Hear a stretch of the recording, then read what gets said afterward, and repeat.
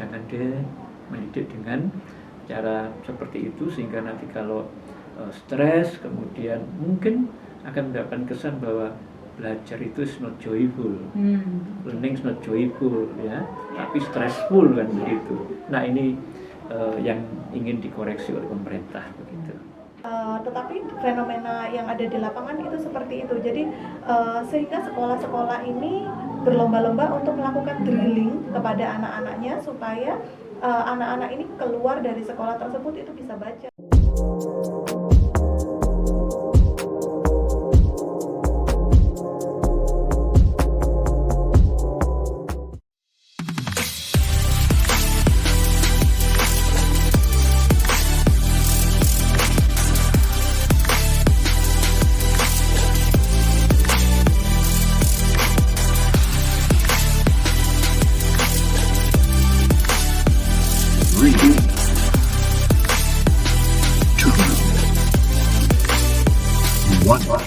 Pendengar, kita sudah masuk di Surabaya sore ini, sumber narasumber hebat di sore hari ini tentang tema Kalistung tak lagi jadi syarat masuk SD. Nah, bagaimana nanti penjelasannya? Tentunya pendengar silakan bergabung ya untuk di 99,2 Pro 1 RRI Surabaya dan juga bisa melalui aplikasi RRI Digital. Nanti titipkan pertanyaannya juga bisa di WhatsApp ya di 081331 4x992 dan juga di aplikasi RRI Digital, dan juga bisa terhubung melalui line telepon di 031 534 7950 dan 031 534 5474.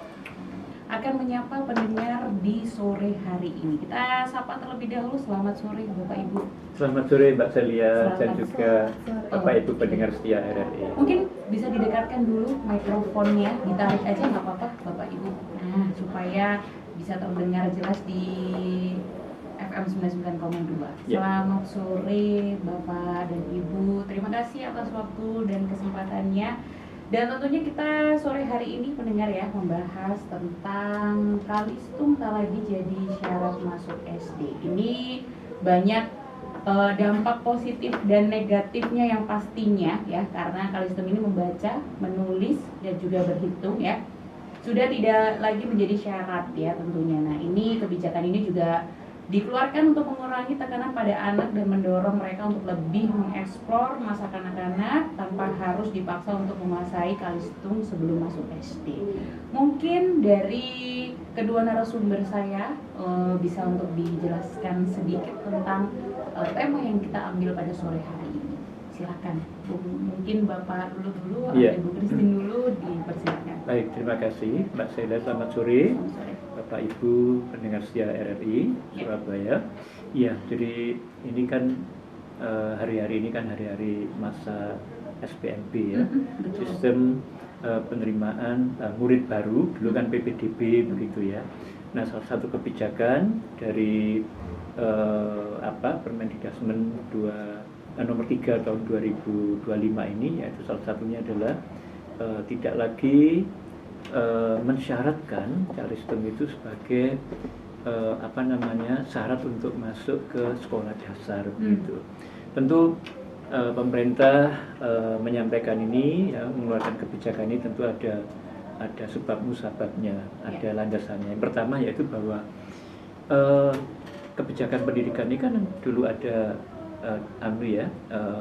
wajar diksar, wajib belajar pendidikan dasar mulai dari 6 tahun, kemudian 9 tahun dan 12 tahun. Nah, sekarang ketika momentum implementasi kurikulum merdeka itu PAUD itu sudah mendapatkan jenjang yang disebut dengan fase fondasi begitu. Sedangkan fase yang berikutnya A itu kan kelas 1, kelas 2, B kelas 2, kelas 3, kelas 4 dan C 5, 6 dan seterusnya begitu. Nah, masalahnya pemerintah juga berkehendak jangan sampai SD itu tidak bisa dimasuki oleh anak-anak yang memang mestinya harus masuk SD gara-gara masuknya di tes melalui Kalistung. Padahal ini masa transisi penting. Nah, oleh karena itulah sebetulnya kebijakan ini juga sudah pernah disinggung melalui kebijakan ini ya, Merdeka Belajar episode ke-24 pada tahun 2023 yang lalu oleh Mas Nadiem. Beliau juga mengatakan bahwa semua anak itu memiliki hak untuk masuk SD. Ya.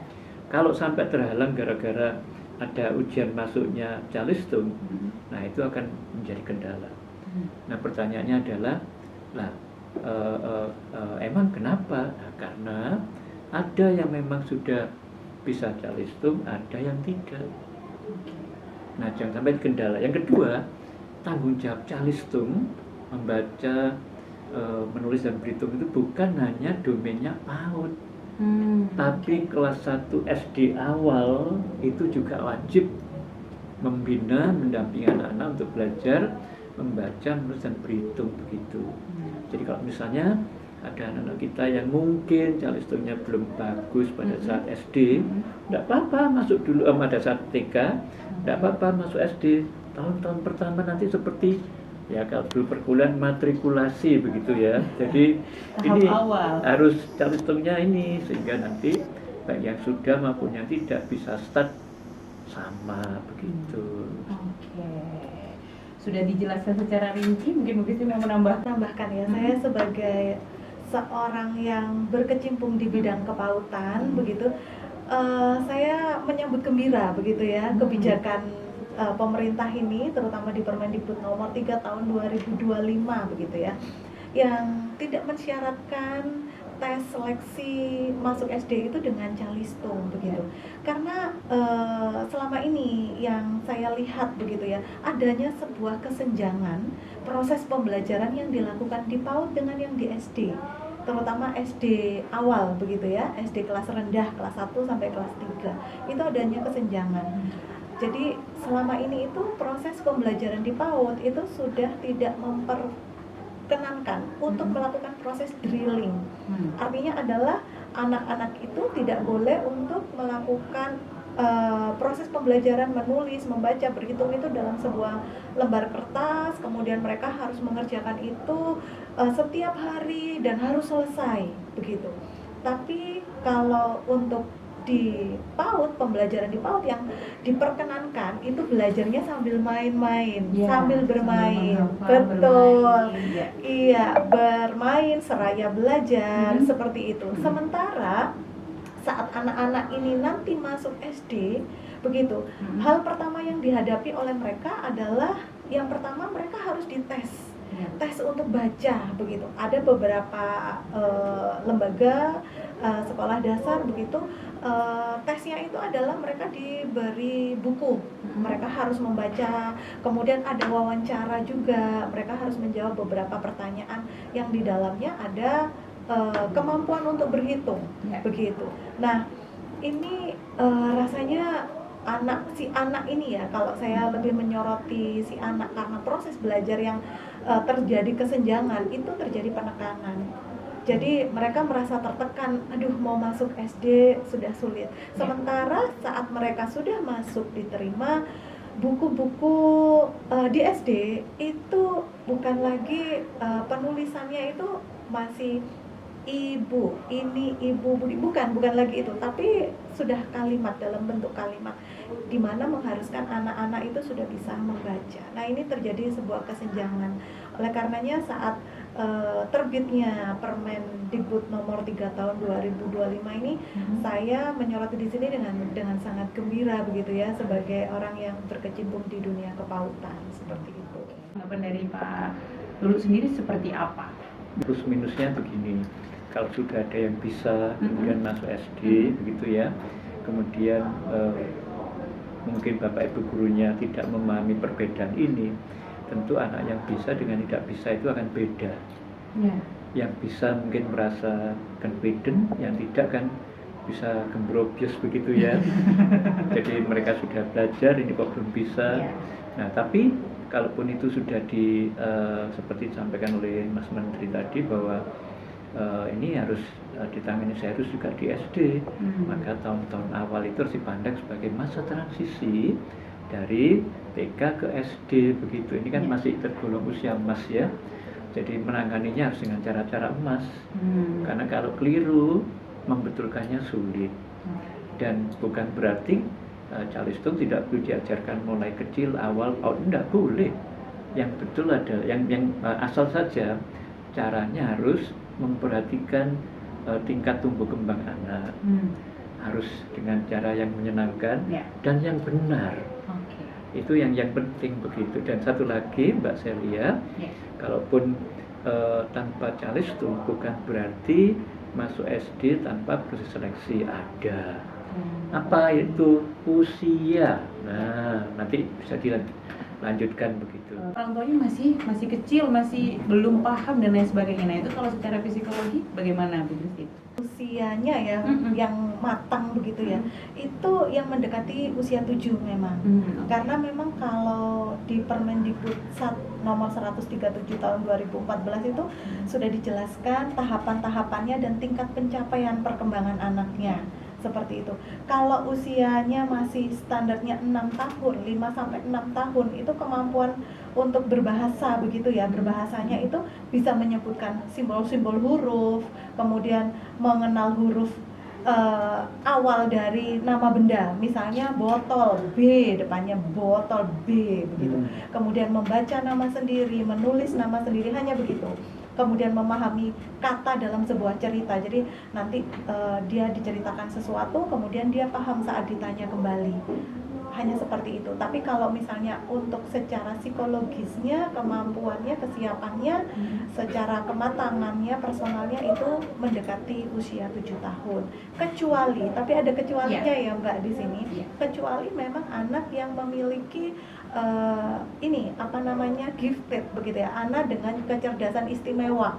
Nah, itu yang memang harus dilengkapi dengan hasil pemeriksaan dari psikologi begitu, harus mengikuti psikotes terlebih dahulu.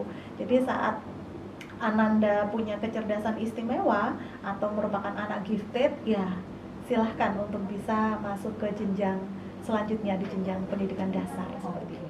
Kalau menurut kebijakan di SPMP 2025 itu betul yang dikatakan Bu Christine, itu usianya 7 tahun, paling rendah 6 tahun. Tapi kalau misalnya usianya 5 tahun, enggak apa-apa, asal ada rekomendasi bahwa anak ini memang punya kelebihan. Kalau nggak ada rekomendasi dari Dewan Guru, nah itu bisa begitu. Tapi seandainya ada yang usianya 7 tahun lebih, itu prioritas. Jadi usia tadi itu menjadi bahan perhatian, pertimbangan Mbak Celia. Kalaupun Calistung tidak, tapi usia ini, kalau misalnya 7,5 tahun loh, belum SD, ayo diprioritaskan supaya jangan terlambat, karena usia-usia yang berdekatan tadi, lulus selesai dari TK ke SD awal, ini usia-usia yang harus iya. Nah inilah jadi yang penting, kan nanti kalau udah masuk ya guru-guru harus memperhatikan bahwa Calistung itu harus juga menjadi tanggung jawab SD, bukan hanya dominan PAUD begitu. Ini yang miskonsepsi ini yang saat itu Mas Nadiem sampaikan begitu. Memaksa untuk segera bisa yang namanya Calistung dan lain sebagainya. Nah itu bagaimana Bu Christine untuk para orang tua yang mungkin obsesinya lebih besar nih daripada anaknya, harus setiap hari belajar ini, belajar itu, tetapi anaknya tidak bisa menerima dengan baik. Apa langkah yang harus dilakukan? Iya. Jadi ada TK-TK tertentu di mana TK-TK ini laris di pasaran begitu. Kenapa? Karena ternyata lulusan dari TK tersebut itu anak-anaknya bisa baca tulis hitung dan dia bisa diterima di sekolah-sekolah SD favorit di kota atau kabupaten tersebut. Nah, ini mereka menjadi sekolah jujukan jadi dari para wali murid, di mana para wali murid ini sebenarnya yang harus diedukasi sebenarnya gitu. Jadi anaknya lulus itu ya kemampuannya ada batas kemampuan, capaian perkembangan yang memang harus dicapai di titik itu.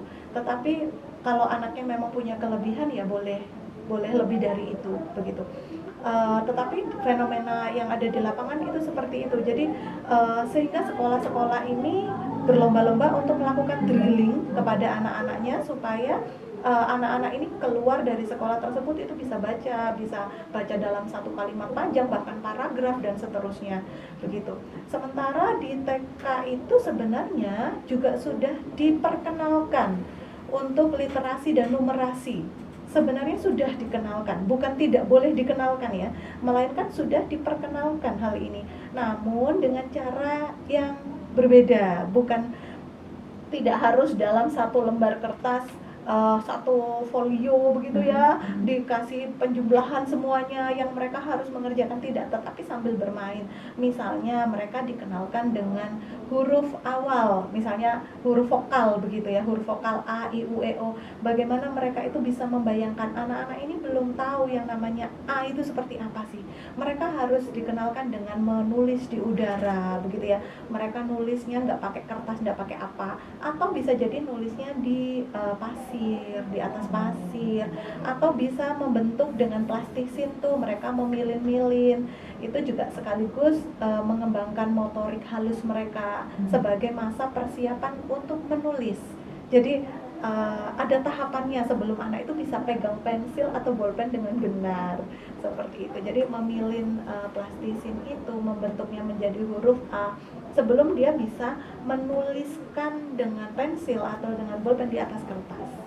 Sebenarnya sudah diajarkan sih sebenarnya di PAUD itu, namun dengan cara ya itu tadi, belajarnya sambil bermain, yang mereka nggak ngerasa kalau hari itu mereka lagi belajar berhitung ini atau belajar mengenal huruf begitu.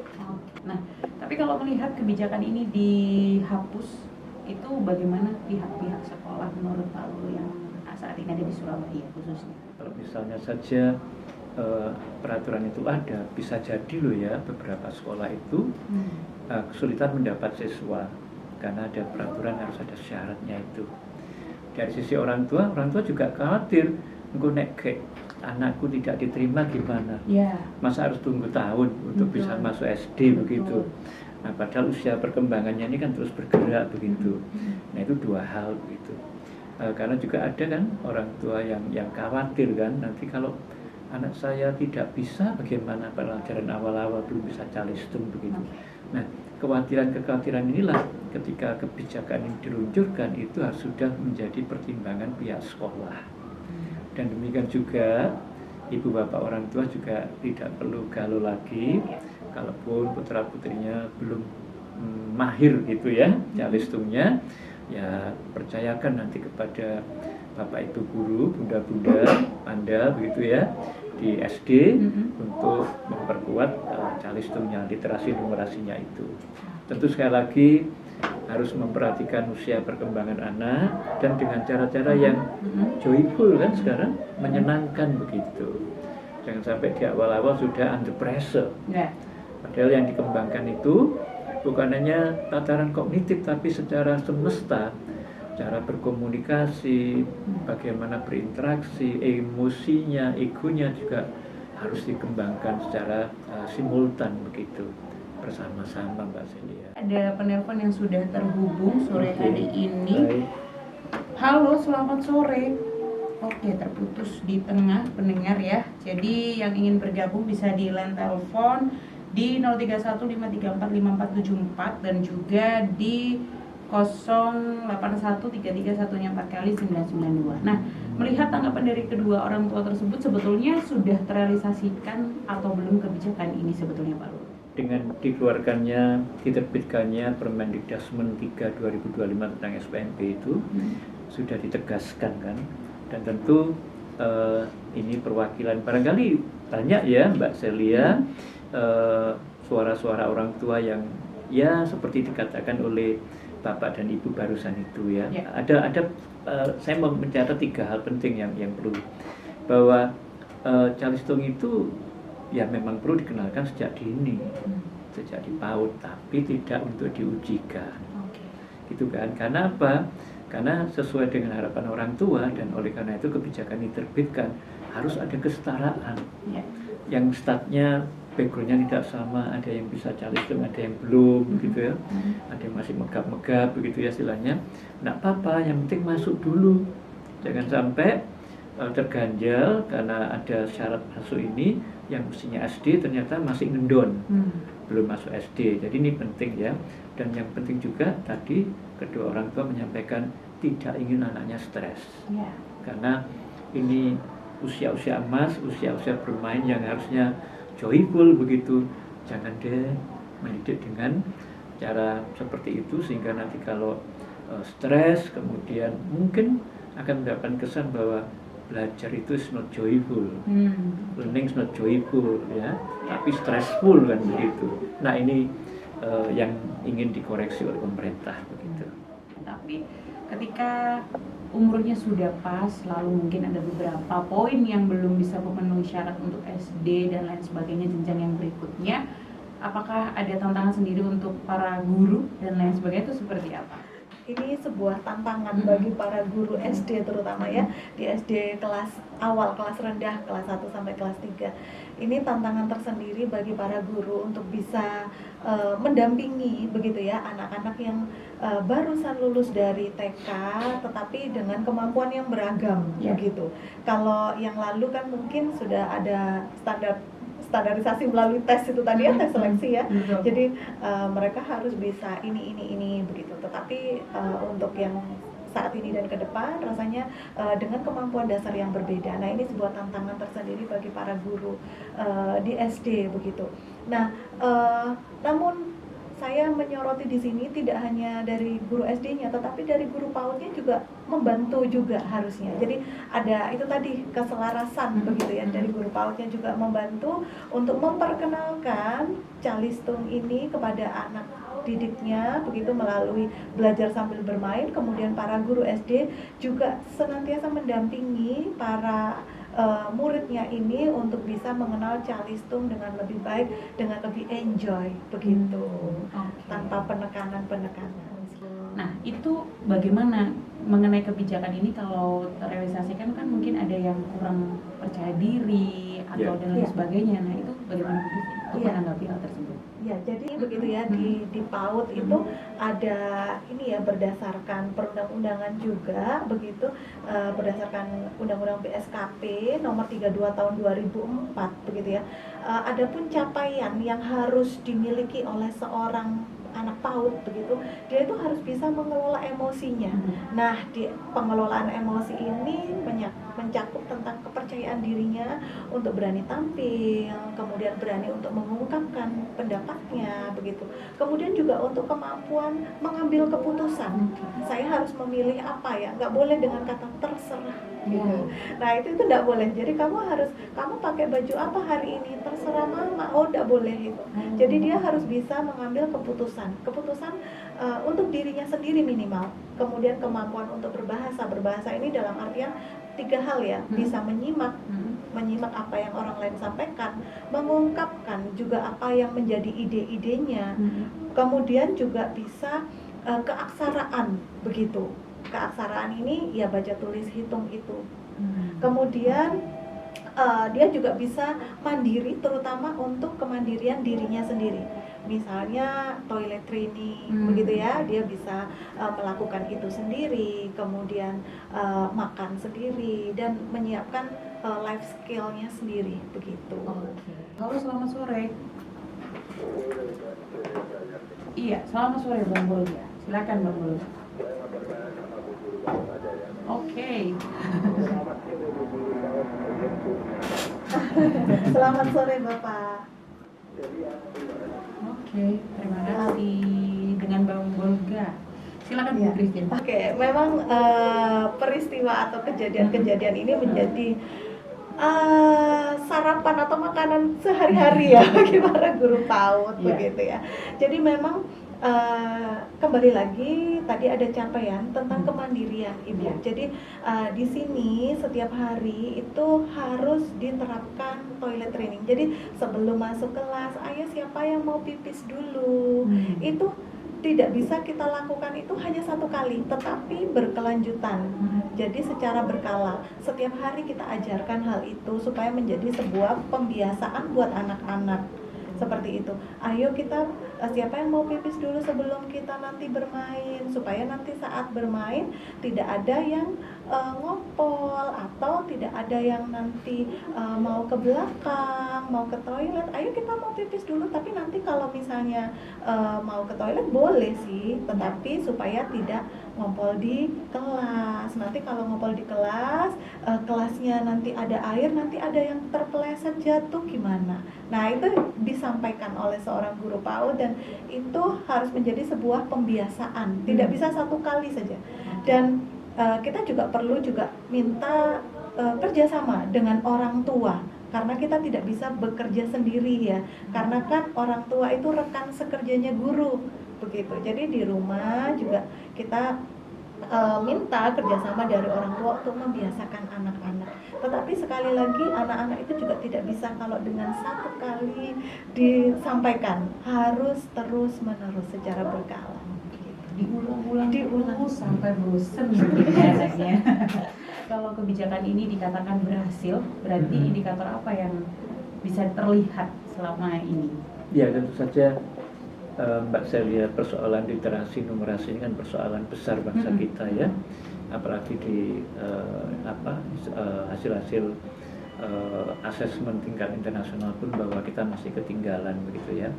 Nah, tentu saja kalau literasi numerasi sudah dibangun sejak dini, sejak awal begitu ya, dengan tahapan pendidikan yang benar secara psikologis ya, usia perkembangan anak, kemudian metodenya juga benar ya, insya Allah nanti mereka mempunyai kemampuan literasi numerasi yang jauh lebih bagus begitu. Nah, sekarang masalahnya yang perlu diperhatikan bahwa anak ini kan terlahir dengan keberagaman, ya. Jadi masing-masing punya anugerah yang berbeda-beda satu sama lain.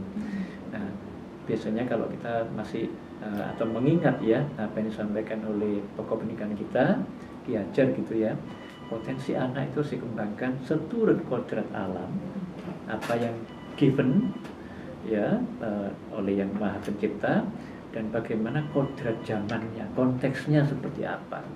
Nah, ini dua hal yang penting, dan karena anak-anak itu berbeda, sekarang kan sudah banyak yang mengimplementasikan pembelajaran berdiferensiasi.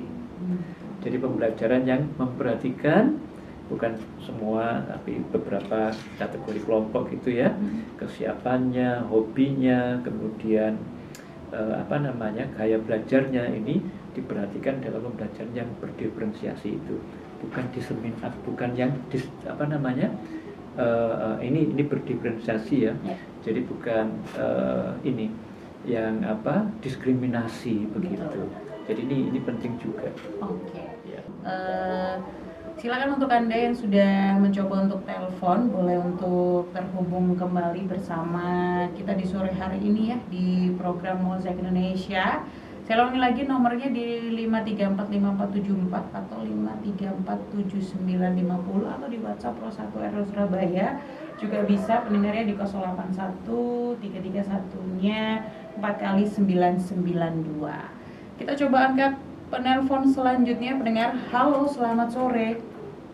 Selamat sore, selamat wabarakatuh. Waalaikumsalam warahmatullahi wabarakatuh. Silakan Pak Giman. Pak Giman ya. Ya. Narasumbernya ada siapa ya? Ada Pak Lulu dan Bu Christine. Pak Lulu. Gimana Pak? Pak Lulu dari mana?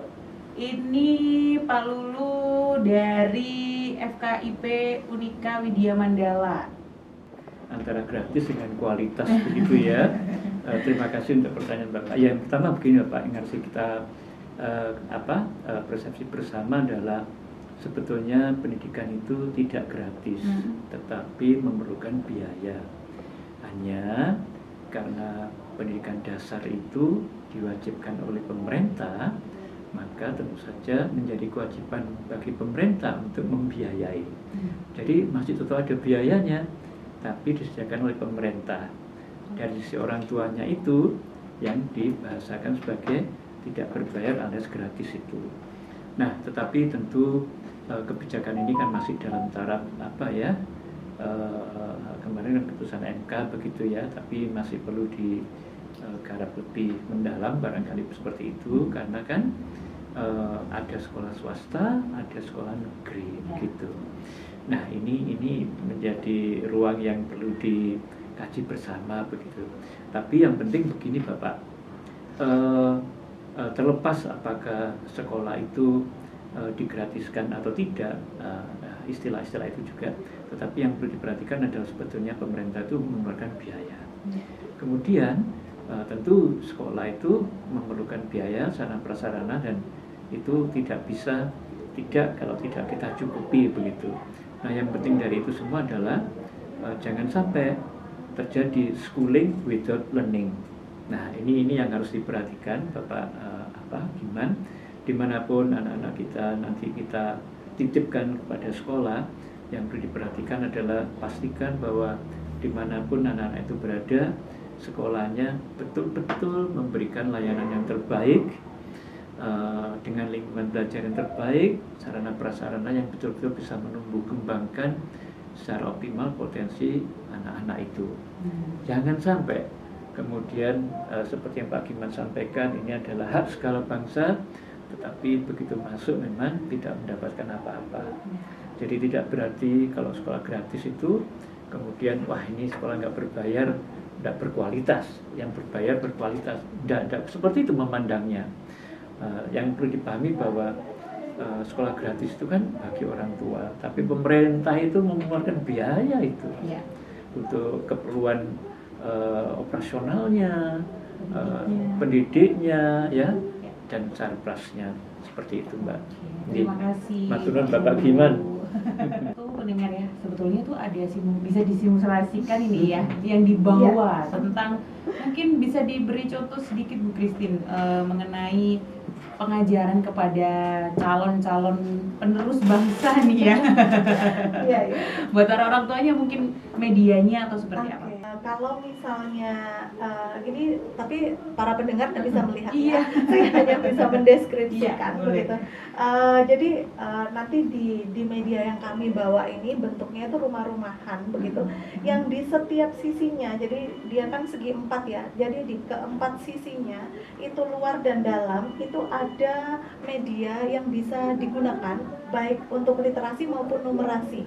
Misalnya mana saya minta anak-anak untuk mengenal angka, maka saya sampaikan, tolong dong Bu Guru diteleponkan Mama, nomor teleponnya Mama 081938667.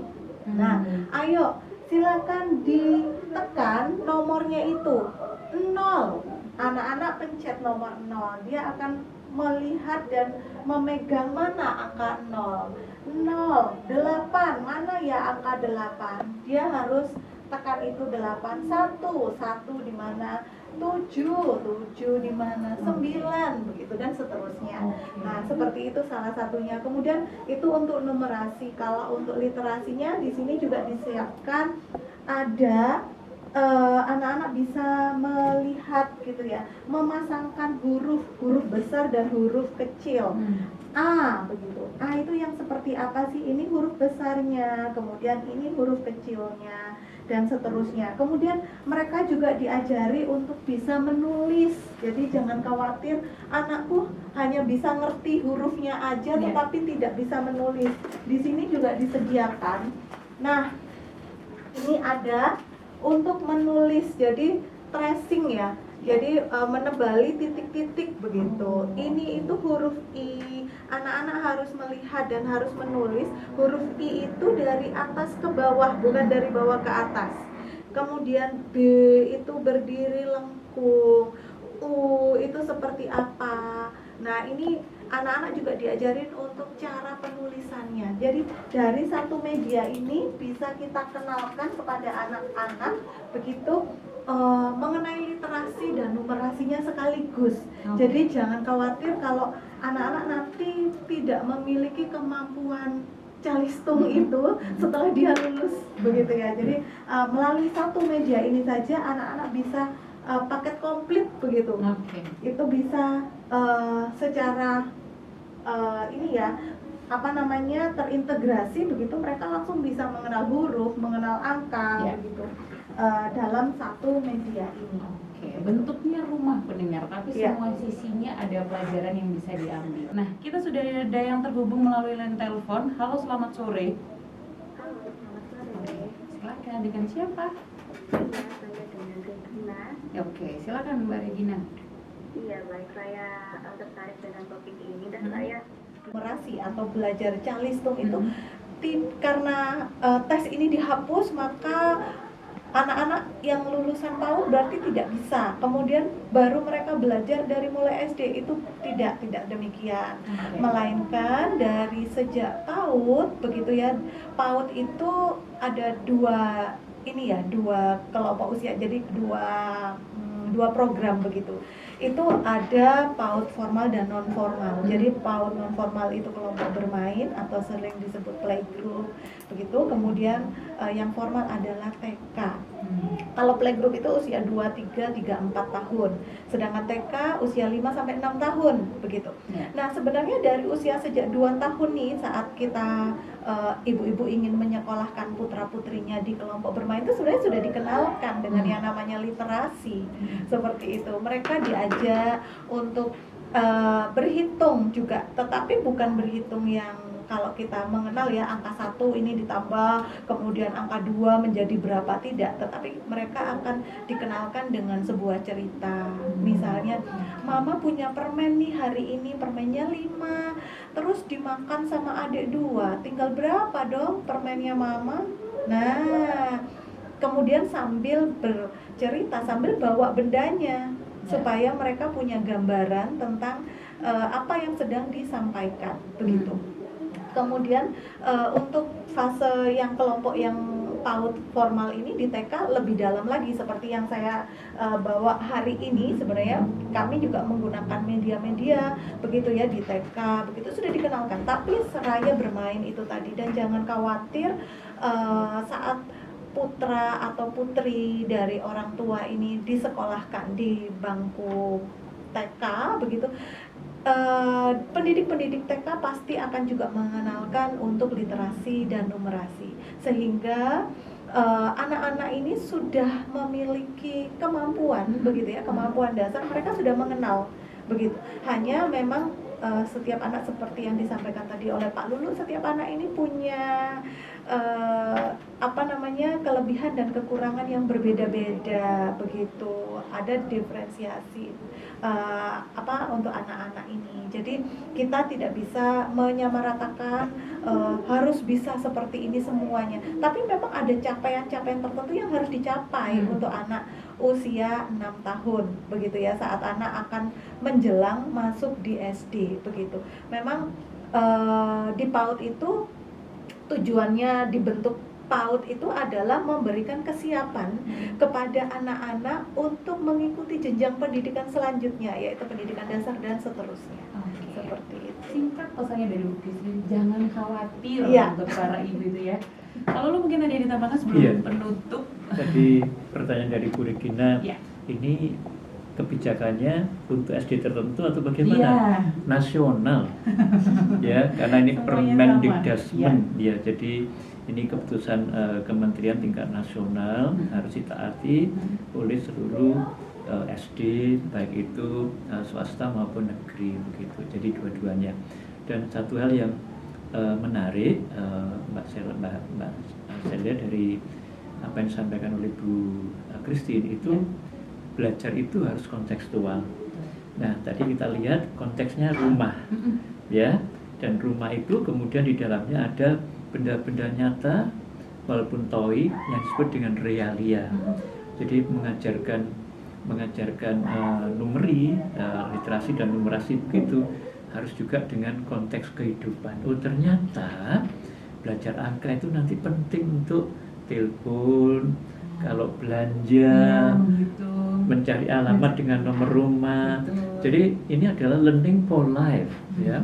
Bukan hanya learning nanti untuk ujian saja, tidak. Ya. Harus lebih jauh dari itu.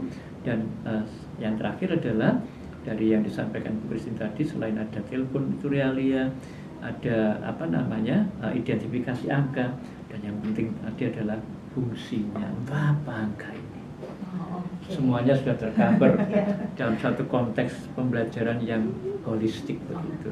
Terima kasih Pak Lulu dan Bu Christine waktunya. Mungkin bisa diberi kesimpulan sedikit, waktunya juga terbatas. Boleh siapa dulu, boleh Pak Lulu atau Bu Christine dulu?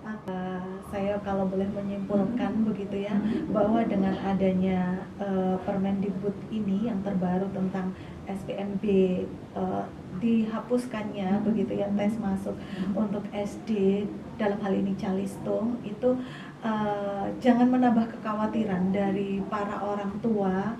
Bagi para orang tua yang akan menyekolahkan putra-putrinya ke SD, yakinlah bahwa saat ibu-ibu atau bapak-bapak yang sudah menyekolahkan di jenjang PAUD itu mereka sudah dibekali dengan kemampuan-kemampuan dasar yang sudah ada capaian-capaiannya. Dan juga bagi para guru di tingkat dasar itu juga pasti sudah juga mempersiapkan diri dan sudah memiliki kemampuan-kemampuan untuk senantiasa mendampingi para siswinya yang baru lulus dari SD dengan berbagai kemampuan. Jika saya ingin menyampaikan bahwa proses pembelajaran ini adalah berkelanjutan, Mbak Celia.